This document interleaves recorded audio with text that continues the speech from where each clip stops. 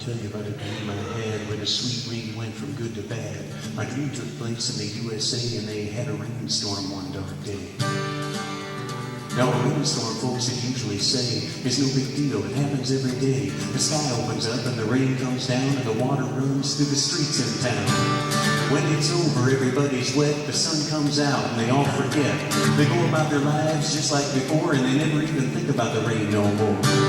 But my friends, the rain in question was one that taught everybody a lesson. Because when it was over, though it might sound strange, everybody in the whole town had changed.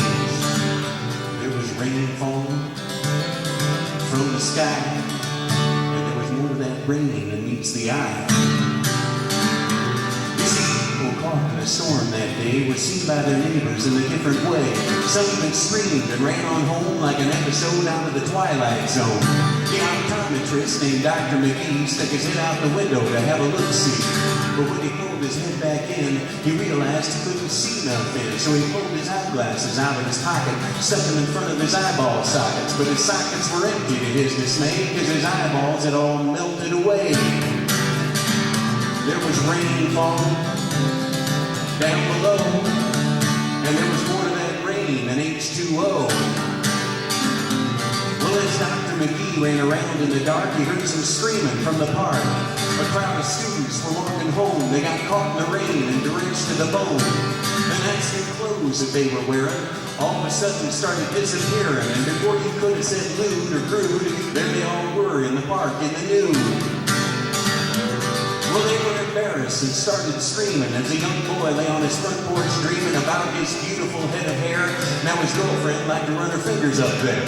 He heard their screams and was upset to wake and find his head all wet. So he grabbed a towel to dry his hair, and he was shocked to find that it wasn't there. Well, that was a general scenario. Wherever folks in the town would go after the falling of the rain, they found that their friends and their neighbors had changed. Some of them didn't have any clothes. Others were missing their eyeballs or their nose.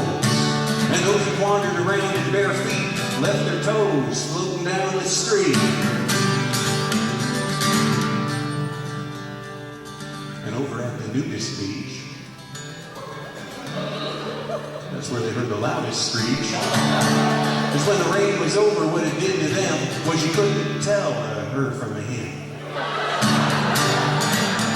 Well, the rain cleared up and the clouds blew away and folks in town didn't know what to say. In fact, those who caught raindrops on their tongues never said a word from that day on. But as I mentioned, the town in question learned a very valuable lesson.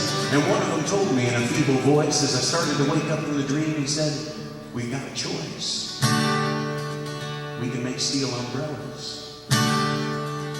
We can learn to live with the pain. We can watch the whole world dissolve and run right down the drain. Or we can do away with the acid rain."